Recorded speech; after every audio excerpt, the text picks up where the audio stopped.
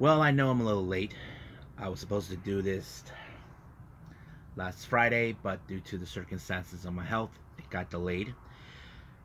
I was able to do this now, and I'm able to do this completely.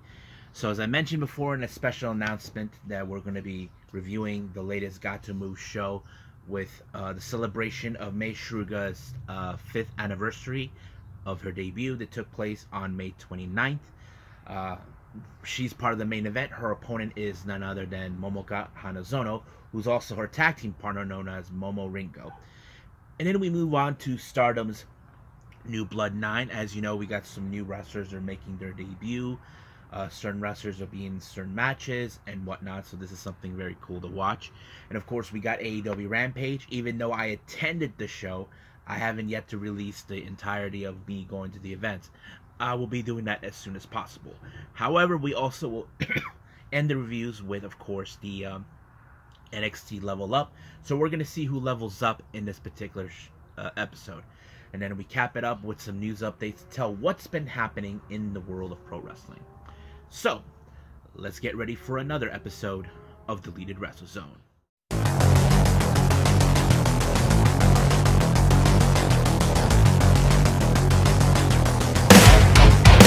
Are you ready? Get up, get up! Get up, get up! Get up, get up! Get up, get up! Get up, get up! Get up, get up!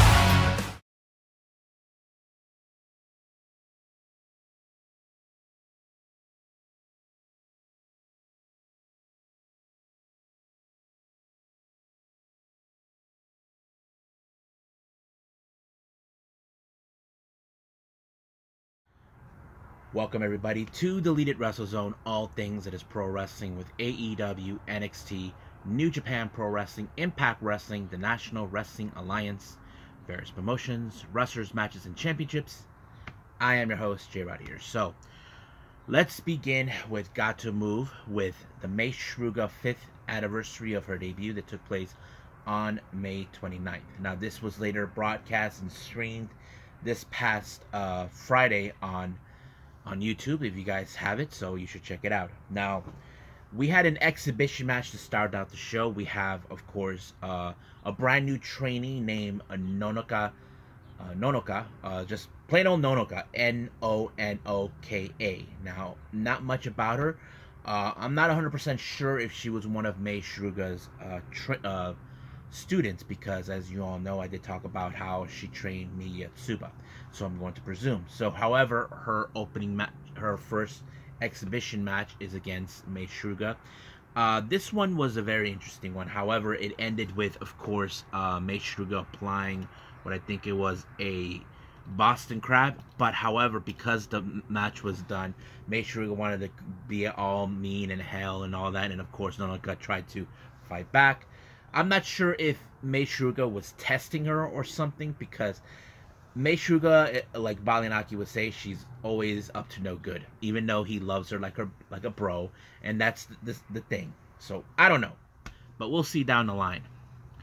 Now, speaking of training, as you know, we have Mei Suruga, who's been new on the scene for quite a while. She takes on against Anarchy, Ryu Mizunami. So I think this is a perfect test for her against a veteran, experienced like her, and I think that's what makes it a very interesting match. Now, Mia has yet to find a singles match. Now, she has won a tag team match, but for the record, she wasn't the one who initiated the win, unlike what we saw with Waka Tsukiyama when it came to the New Blood Premium that we just witnessed a couple of months ago. So basically, that's how it goes. But however, it was Ryu Mizunami with a modified silencer onto Mei Suruga that forced her to tap out. So I have to say she did put up a good fight, but it wasn't good enough against Mizunami. Now, next match we have, of course, the girls from Gatoh Move. We have Chiko Shikawa, Sayaka Obihiro, and of course Tokiko Kira. They take on Antonio Honda, Saki, Sawadi Kamen, and of course Katoda Yoneyama. Now, you know for a fact there's going to be some jokes coming from Antonio Honda. That's what he always does. And the same thing with... But, however, the one thing you need to be more careful is Katoda Yoneyama, who is a high speedster. She always finds ways to pick up the wins in a good, faster pace, we see. However, these ladies did not get back down no matter what. They did some pretty good moves that applied. It was Chiko Shikawa who picked up the pin onto Sawadi to give her a win for the team. So it was a pretty good one. Now, our next match is the Asian Dream Tag Team titles. We have, of course, challengers Shin Suzuki and Chonchiru. They take on against CDK, Chris Brooks, and Masahiro Takanashi. I thought this match was pretty good, but however, this match is what led to what happened in DDT. The match had to be stopped because Chonchiru applied like a gory bomb type, but it was still unclear what happened. So the referee had to stop the match. But however, this is a very interesting development that took place. Now, when we see in Japanese wrestling, when it comes to wrestlers that are injured, they haven't announced yet what is the prognosis yet, due to the fact of their champions.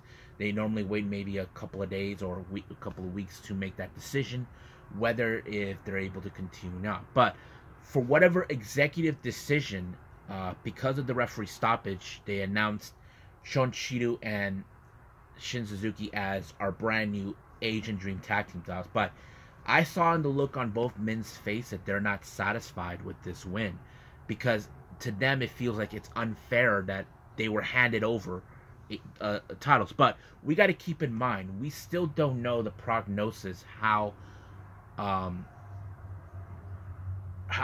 Chris was going, but apparently during the DDT show he's going to be out for a while. But the obvious thing is, I started to question about this a few times. I asked myself, was the plan for Chris Brooks to drop these belts? And that's always been the question, but we may never know. But later on, afterwards, Masahiro Takanashi actually addressed to the fans that Chris Brooks was okay. They apologized to what just transpired, but they will continue on with the show. Now, our next match is another championship match. It's for the Super Asia Championship, the top title of Gatoh Move. We have, of course, the two former champions. First one is Balina Aki. As you know, he was the previous champion before Hagane Shino.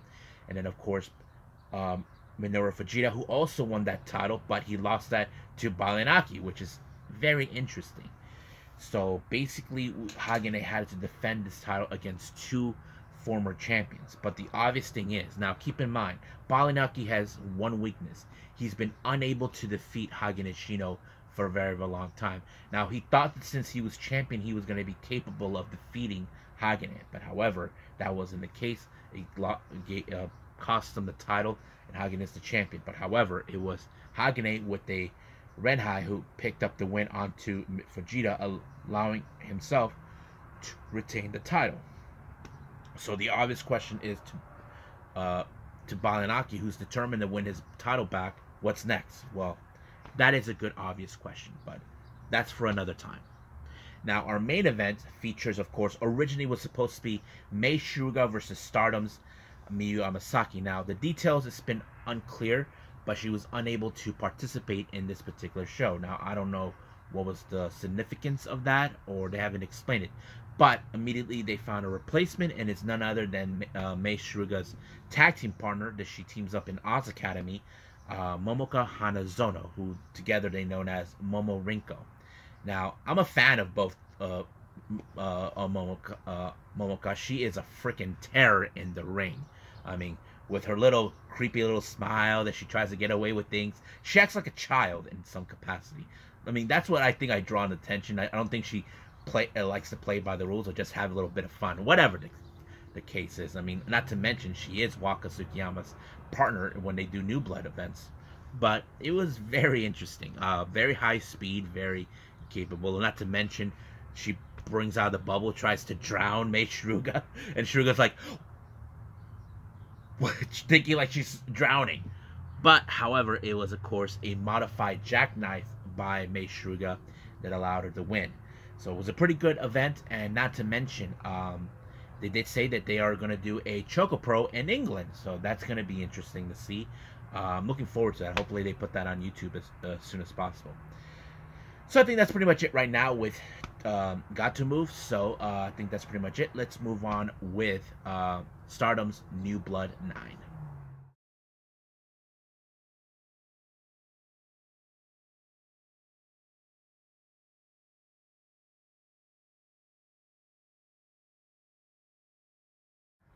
Okay, now we have Stardom's New Blood 9. This one took place recently on Friday. Now, as if you guys are unfamiliar with New Blood, this is where they give like the much lesser experienced wrestlers who only have less than 3 years of experience, especially the ones that are under 18 as well. Now, we only have 2 title matches involving. These are their development titles that they normally have. We have the Future of Stardom Championship, currently held by Hina, and then there's of course the New Blood Tag Team titles currently held by Starlight Kid and Karma. Now let's begin from the beginning of the entire show all the way to the end. Now our first match, we have tag team action, and we got the newcomers Aya Sakura and Hanako. Now keep in mind, these 2 are the newer girls in Stardom. There are 3, but one is out on injury. I forgot her name. They take on against our current Goddesses of Stardom Tag Team Champions, the New Eras, Ami Sourei and Mirai. Now, I know some of you probably think from the very beginning that this match will definitely fall into the New Eras. You're normally correct, because as you know, Sakura and Hanako have to develop more of their tradecraft in the ring, since they only are less year of experience. But in this case, it was of course the what was it? I have my notes. Oh yeah, the Boston Crab on Sakura by Sourei that finished off the match. So that's pretty good. So they gave them the win. Now our next match, we have of course Wingori, consistent of Sayaida and Hanan. They take on Ruka and Kohaku. Now if you guys aren't familiarized with Kohaku, she is originally from Pro Wrestling Wave. Now when Stardom wrestlers made their way to Wave for the last official match of Himeka, she basically Starlight Kid as Gami. I don't know who Gami is, but I'm going to presume is their booker from the promotion.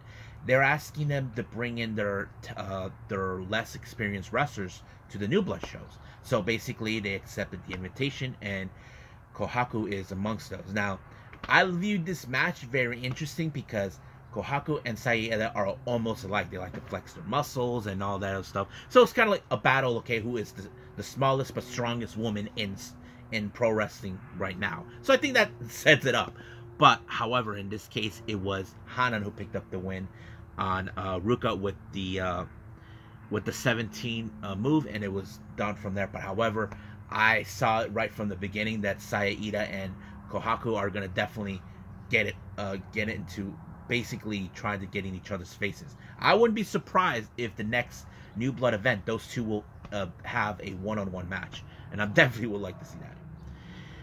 Now our next match, we have Rebel X Enemy, consistent of Ram Kaicho and Maika Ozaki. They take on Club Venus, Waka Tsukiyama, and of course Sexy Dynamite Princess. Now this match was basically was very interesting. Now Maika Ozaki and Ram Kaicho during the press conference have huge criticism towards Waka.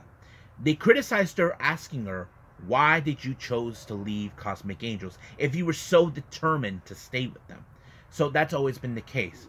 But I think for them, they feel like you got too little cocky, or they just thought maybe she was nothing but a liar, or whatever the case was.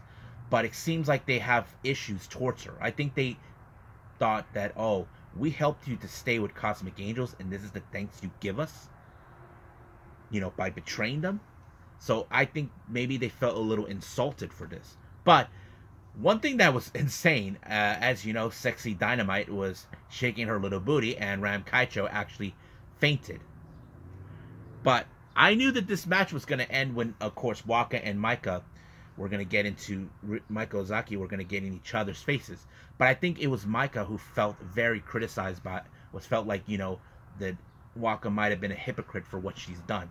But as always, I think it's right now, since Waka, as you know, we can all say, yeah, she may have picked up some good wins since her first match back in March. But however, the obvious thing is, can Waka beat the one team she hasn't beaten yet? And of course, answer to that, nope. She ended up like in a Micah Buster, and that ended right there. So that kind of sets it all. But you know, I wouldn't be surprised if they bump into each other down the line. But we'll see what happens then. Now, our next match is the Passion Injection match. This is between Mai Sakurai and Nanane Takahashi. Now, Sakurai called her out over this because, you know, the so-called lady thinks that, you know, that she could beat a legend like her. But little did she know, she really had the injection got into her. But it was, of course, Nanane with a brain buster to finish her off. And then once again with her little promo at the end. So it's kind of interesting. So I guess many of you might ask, okay, who is the next to receive Passion Injection? That's going to be a good question. Now, our next match is the Supernova 5-match series. This is the final match in this for Miyu Masaki, who was, of course, she called out Azumi. Now, Azumi in the press conference, they told her that don't take her lightly because she's not going to back down from try to be nice to her. Now, if you guys remember, Azumi, as you know, she understood this kind of concept before. Now, Azumi, when she joined Queen's Quest, they weren't sure if she could be tough enough to handle everything. Because if you guys know this or not, Azumi was the new girl who when she was young to join Queen's Quest. She had to learn how to fight for herself. So I think she's trying to teach the same lesson to Amasaki. So I have to say Amasaki did hold her ground, but unfortunately she didn't. She came up short when she ended up with the double foot stomp by Azumi, and of course picked up the win. But of course Azumi decided to walk away alongside Amasaki because they're tag team partners. They're also known as O2 Line, so it would make sense on that. Now, our second match we have is the New Blood tag team titles. We have the Inaba sisters, Azura, and of course Tomoka. Now, they issued the challenge in the last New Blood event, and of course the Kid and Karma should not have been there. They weren't going to take this lightly. But however, they always did criticize the Inaba sisters due to their style of fighting, which is karate. But the obvious thing is, I think they felt like, do you think that's going to be superior against us? So obviously that wasn't the case either. So I have to say there were some good moments where you thought, oh, that the Inaba sisters would have been able to dethrone them. But however, it was Starlight Kid with the Black Tiger Driver onto Tomoka that allowed them to retain the titles. Now, however, as always, when a match like this is done, who's going to be the next challengers? Well, apparently, it looks like there's two to issue the challenge. One is of course Wingori, and the second is none other than O2 Line. Yeah, you heard me. So I don't know if there's going to be a three-way match for this title, for these tag titles, but we'll just wait and see until they announce the next New Blood. Now, our final match is the main event, the Future of Stardom Championship. This was recently Rina won this recently in the last show. Now she faces against Lady C. Now, Lady C is one of those wrestlers that many people I hear on Twitter that they say that she only has 5 months in her 3-year experience that she has. Now, some people say that maybe she could possibly win it, but there are those that even spoke about saying they highly doubt it because Rina, as you know, is the much younger of every wrestler who's still in high school. Rina has always aimed for this belt from the very beginning, even faced her sister when she was the future champion. But it was a pretty good match, but however, it was ended with Rina applying a submission move onto Lady C to pick up the win. And of course, I don't know Japanese what she's saying, but I wouldn't be surprised if she calls Lady C a shitty old hag, because she believes that wrestlers who are older than her, who only have 3 years of experience of wrestling, are nothing but shitty old hags, believing it's an insult to her and to wrestlers like her who are under the 18 or 21-year-old 20 whatever barrier. So I wouldn't be surprised. But however, Like any other match like this, who's going to be next challenger? I know some of you are probably happy for this one. It's Waka who initiated. Now, we know she has aimed for the goal for this one. However, certain fans, I remember, talked about this after Reno won this match. They believe that there is no way Waka could win because she only has like maybe 3 months left in her 3-year experience left. But we'll just wait and see what it happens. So I'm going to presume that this match will happen in the next. But we'll just wait and see. But there'll be more updates on that. So I think we're done with this one. Let's move on with AEW Rampage.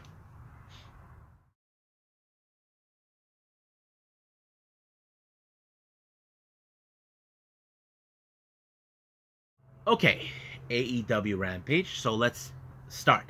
Now, this particular show is called Championship Friday because there were all 4 matches are involved in championship titles. We have the AAA Mega Championship, the IWGP World Television Championship, the New Japan Strong Women's Championship, and then finally the ROH Pure Wrestling Championship. So that's why it's called Championship Friday. Now, even though I seen this show, but I want to make this perfectly clear for everybody. The order, the way the show went is not exactly how it went. Trust me, I was there. But you'll see the bigger picture because every video that I recorded when I was there for Rampage is going to be exactly in that order. Just a friendly reminder as soon as I release it. Our opening match, well, I can assure you this one, the AAA Mega Championship was the opening match, but the other 3, they were way off on that. I'll explain some other time. Well, I'll just say it anyway. We have the AAA Mega Championship between Dralistico, Commander, and of course the current champion, Hijo del Vikingo. Now, we know that Dralistico has issued this challenge before, try to win this belt. However, he was unsuccessful, but this time it's a 3-way. Now, I knew that this match was going to be freaking insane. Not because it's a 3-way, because you know we're going to see a lot of high-flying shit in this match, if you know what I mean. Because that's how things like that happen in matches. If you're a big fan of Lucha Libre, you guys know exactly what I'm talking about. Me, I grew up watching that. You know, I watched Lucha Libre as a child, and I loved it. So you know it's going to be crazy. But, oh my god. Craziness with Commander. And, of course, with Vikingo. Oh my god. I mean, Vikingo tried to do the 630 onto both Dralistico and Commander on the table. But Dralistico got away with it. Got out of it. There was many. But, however, Vikingo was able to overcome every odd until he applied the Hurricanrana on Dralistico. And, boom. It was done right there. So he retained the title. Now, we do get a very interesting interview in the back. Apparently, Lexi Nair revealed that the dickwads, if you guys don't know what I'm referring to, the reason I call them dickwads because they complain a lot. Jeff Jarrett, Jay Leto, Satnam Singh, and Sanjay Dutt, along with Karen Jarrett, they're complaining about how things did not go according to plan at Double or Nothing. You know, their main issue they had was Mark Briscoe, and of course, the one person they say who is a thorn in their side, and the one that needs to be suspended, Aubrey Edwards. Now, if you guys remember what happened in Double or Nothing, Karen Jarrett whacked her with the guitar, thinking she did the right thing. However, Mark Briscoe comes out in peace, telling them that he and someone had a little discussion with Tony Khan to, you know, not suspend them. And of course, there was going to be a fight between him and all that. Jay Leto was trying to say, we don't need that. Shut up, Leto. This isn't about you. So he was talking to, you know, Jarrett and Mrs. Jarrett. And they're like, what? And of course, it was Aubrey Edwards, you know, and all this. So it's going to be a mixed tag team match. I mean, look, we all can agree Aubrey Edwards, she's one of those referees we can enjoy. I mean, she really does her job pretty well. Even though she's supposed to be the one in the background, who doesn't love her? I mean, who could forget that one super kick that she had with Rey Fenix during the 5 show? That is something cool. So that's going to be interesting to see. Now, our next match. Now, this one, in reality, when I was at the show, was the last match over there. But I will put that video on. We had the IWGP World Television title. We have Action Andretti taking on Zack Sabre Jr. Now, I have to say, Zack Sabre Jr. has always been one of the most impressive technical wrestlers that I've ever watched, for a long time. This was a very hard match for Zack Sabre Jr. I felt that, he would try to find a way to overcome every odd that, this guy tried to throw in at him. Now, there's a reason people call him the master technician, because he knows how to find ways to put his opponents away through submission, which eventually he did, and he retained the title. It wasn't easy, but he pulled it off. Now, this next match, this one was in the right timing. It's the New Japan Pro Wrestling Strong Women's Championship. It's defended for the very first time. We have the challenger Mei Suruga versus Willow Nightingale. I'm surprised that no one mentioned about the raps that she gets down in Ring of Honor thanks to Ian Riccaboni and Caprice Coleman. But this was a good opportunity for her. Now, my brother did mention this.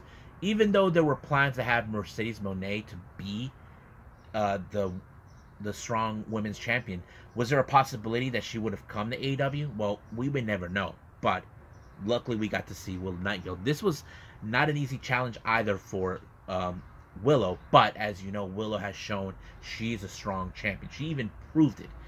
Even though we were hoping for Mercedes, but I feel that she will be a good, capable champion until either Mercedes wins this title or someone else does. So that's another thing we're going to have to wait and see.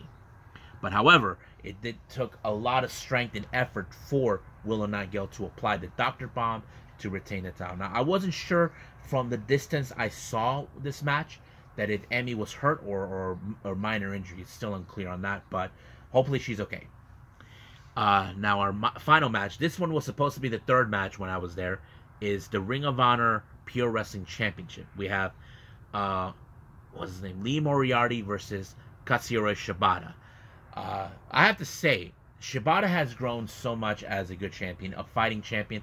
One thing I do like about him, Shibata knows how to make wrestlers try to, waste their rope breaks. Now, keep in mind, in pure wrestling rule matches, definitely if you try to break out from a submission, you have to use the rope breaks. You only get 3.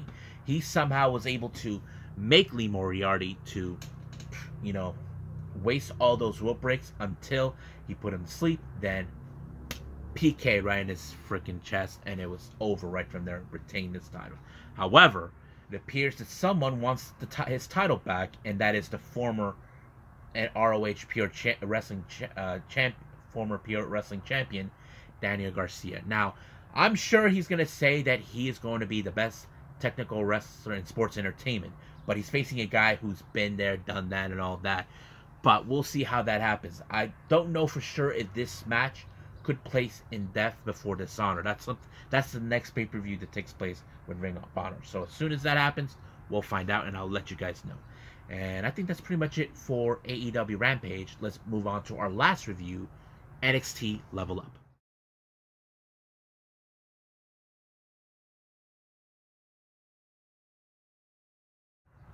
Okay, so who levels up on this latest episode of NXT Level Up?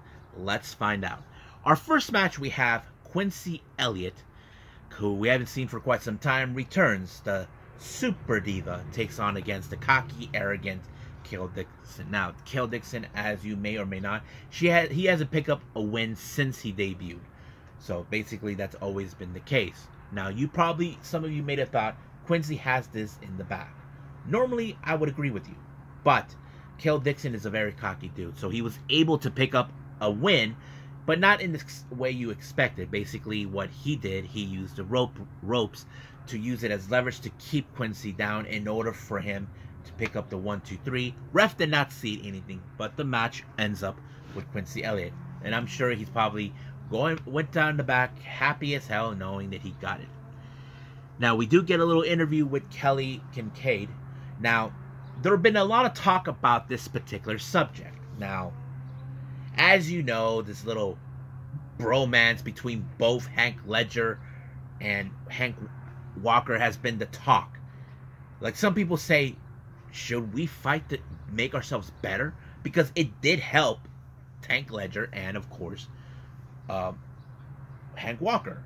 But the opponents they're facing in the main event, Bronco Lima and Lucien Price, feel that that's not how we should do things. Now, it could be like, okay, the obvious thing is the way they're saying it. It doesn't work for us. We're good. We're good. We're bros. We know each other since we were kids. So basically, they're okay with it. Now, our next match, we have Kiana James. As you know, she did not have a good timing because she did not make it all the way through the Women's Championship tournament to become the NXT Women's Champion.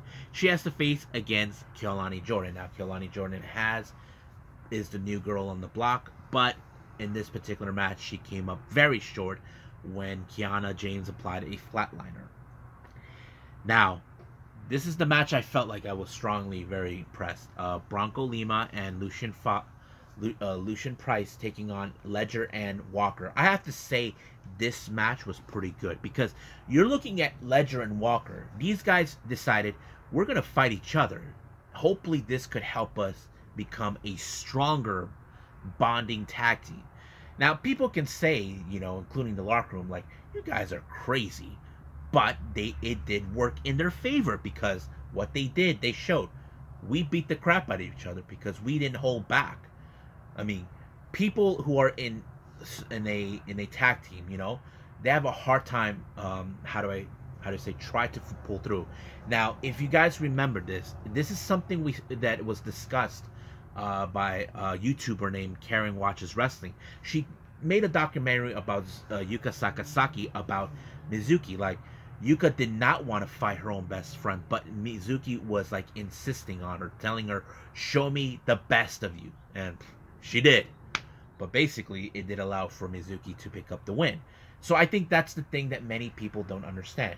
Like, I understand your bro, your friends, it isn't. But really, you think you can become a good, stable enough tag team like that? Well, tell that to Hank Ledger. Tell that to Ledger and Walker. But it was Walker who picked up the win when he pinned Lima, and boom, just like that. So the obvious question does tell, did this little hoss fight that these two went through help them? Well, it looks like it did. But do other tag teams have to consider doing the same thing?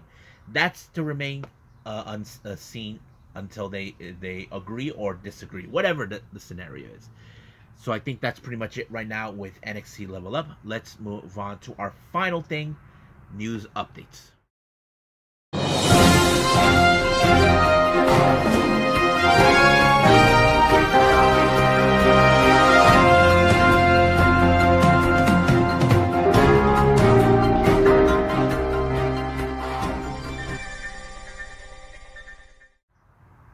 Okay, so welcome to the news updates. So this is what we have for all of you. Now, this article came about in my sites, and I think we needed to address it. As you know, for a while, we know there has been a lot of talk about disrespect about the women's tag team division. Well, Shayna Baszler and Ronda Rousey went in demand for a tag team run. Now, this is something that has been discussed before. Now, we know that our first inaugural champions, Sasha Banks, now goes by Mercedes Moné, and her tag team partner, Bayley, were not happy with the idea that they had to drop their titles after a month.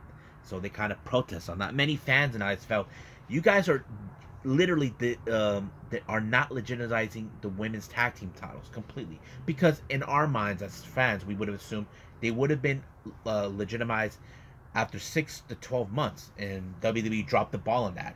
And then, of course, they dropped it again when they showed disrespect for these titles when Mercedes Moné, formerly known as Sasha, and Trinity, or back then she known as Naomi, were not also being the same thing. So that's the happen. So I think Baszler and Ronda want to maybe try to finish what they couldn't do.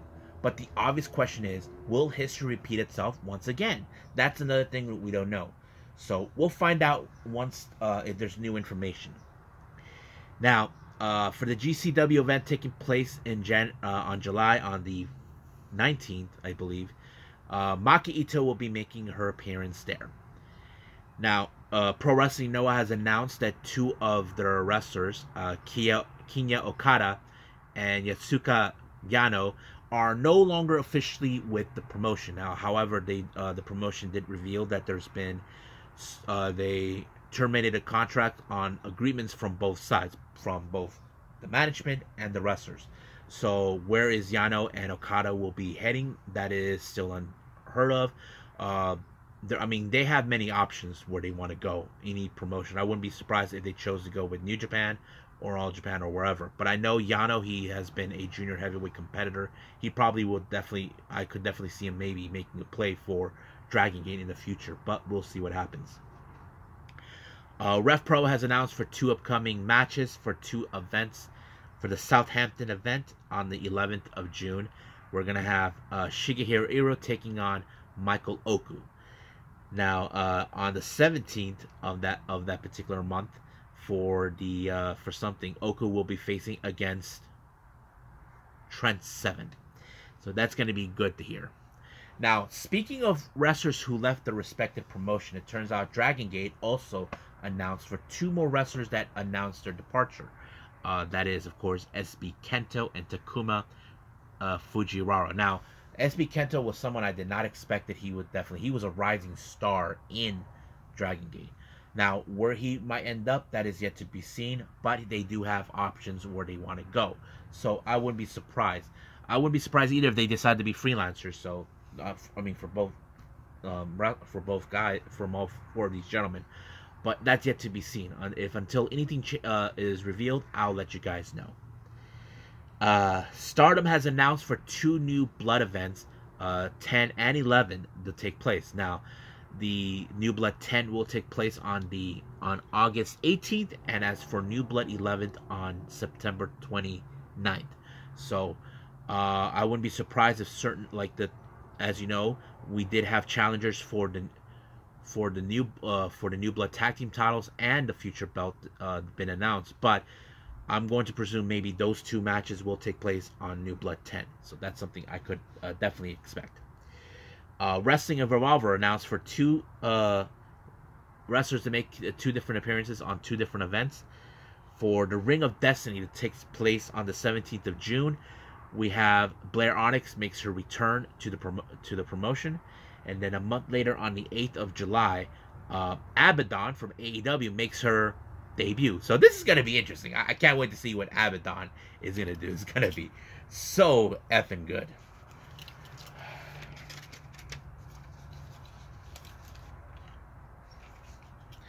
Now, for our West Coast Pro updates here, for the Ken Zombie show on the 9th, we have Sam Laterna, who will be part of the broadcasting team in that show, so they just informed us on that.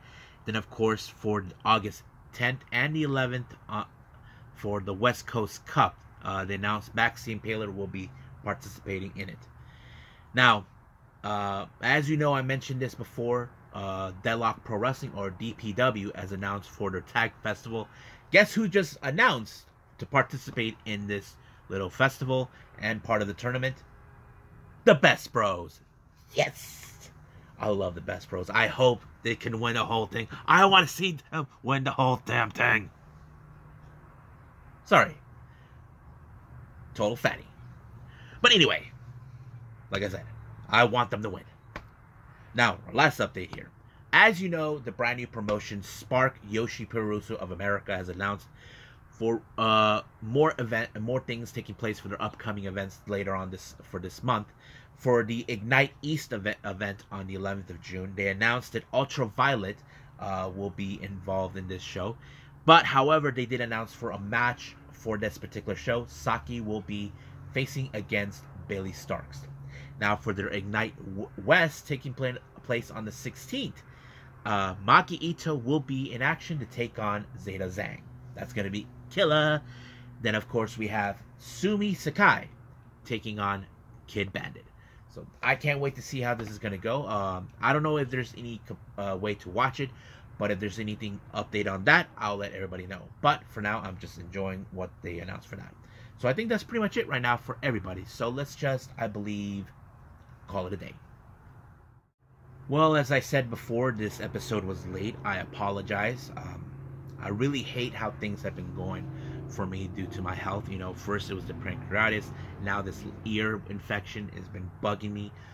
But I'm not going to let that try to stop me in a certain capacity. But if it's affecting me to do my part, I try to do these reviews for all you guys. I'm gonna have to take it at a slower pace. Like I said, like people always say, health is the #1 thing you need to prioritize above everything else. But if anything changes, I'll probably go back to the next. Now, for the upcoming episode, I'm definitely going to be doing, I will be doing Choco Pro, which is the latest show, and of course, New Japan Pro Wrestling with Dominion. So I'm excited for that one. But also, I'm going to be reviewing NWA Night 1 of the Crockett Cup. So there's a lot of things going. But however, I know we did have the latest GCW Tournament of Survival. I'm going to be doing that, starting out the shows I couldn't unable to see. I'm thinking about try to review those for my podcast. That if you guys follow me, I couldn't do the podcast last week due to the fact that this past week, due to the fact of my ear infection and going to AEW as well. So that kind of put that on hold. So if you guys have me on podcast, look for me on certain channels. I'll only find it. I know you can find me on Spotify or the podcasters. I'm trying to see if I can find out where I'm being distributed.